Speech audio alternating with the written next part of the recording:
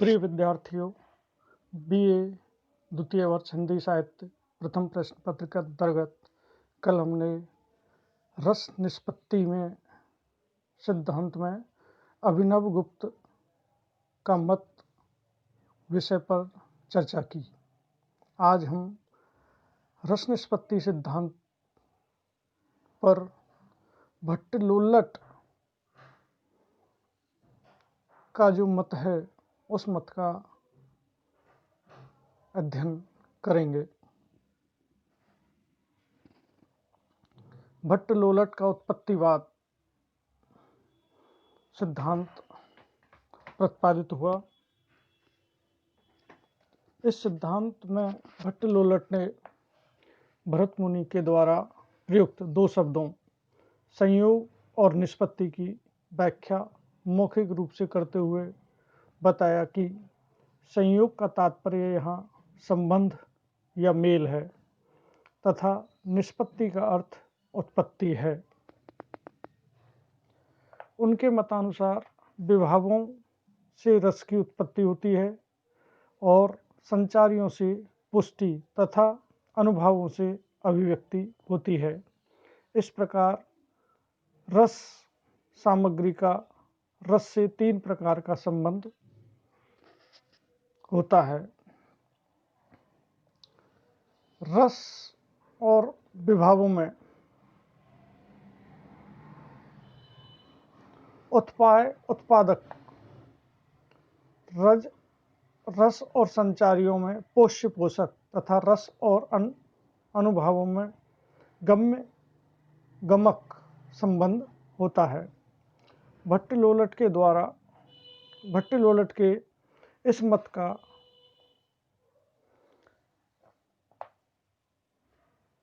काव्य प्रकाश में उल्लेख मिलता है। भट्टलोल्लट के मतानुसार स्थायी भाव विभावादि से परिपुष्ट होकर रस रूप में परिणत हो जाना ही रस निष्पत्ति है। यह स्थायी भाव मूल रूप से अनुकार्य राम आदि ऐतिहासिक पात्र में रहता है। अतः रस भी मुख्य रूप से अनुकार्य राम आदि में ही रहता है। अनुकर्ता नट में उसकी गौण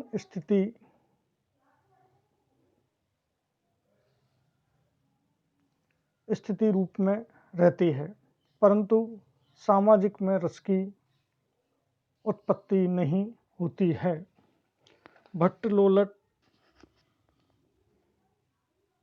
के मत की विशेषताएं। डॉक्टर नगेंद्र के मतानुसार इसकी विशेषताएं निम्न हैं। पहली विशेषता यह है कि भट्टलोल्लट ही पहले व्यक्ति हैं जिन्होंने रस निष्पत्ति संबंधी विवाद का श्री गणेश किया। दूसरी विशेषता, यह मत भरत मुनि की व्याख्याओं में मूल के सर्वाधिक नज़दीक या निकट है। तीसरी, भरत मुनि ने विभाव आदि के साथ रस का संबंध स्पष्ट किया था।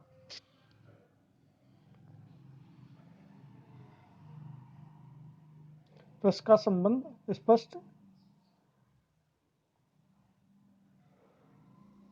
स्पष्ट नहीं किया था। इस मत में इस संबंध का सुंदर व्याख्यान किया गया है और बताया गया है कि स्थायी भाव ही विभाव आदि से परिपुष्ट होकर रस तत्व को प्राप्त करता है। रस की व्यक्तिपरक व्याख्या का चौथी विशेषता, रस की व्यक्तिपरक व्याख्या का सूत्रपात यहीं से हो जाता है और इस स्थिति से आगे बढ़कर रस मन स्थिति तक पहुंच जाता है। भट्टलोल्लट के मत की न्यूनताएं या कमियां। इस मत में नवीन उद्भावनाओं के उपरांत भी कुछ न्यूनताएं मानी गई हैं। वे निम्न प्रकार से हैं। पहली, इस मत में मुख्य रूप से अनुकार्य राम आदि में तथा गौण रूप से अनुकर्ता नट में रस की उत्पत्ति अभिव्यक्त और पुष्ट मानी गई है, परंतु सामाजिक में रसानुभूति नहीं बताई गई है।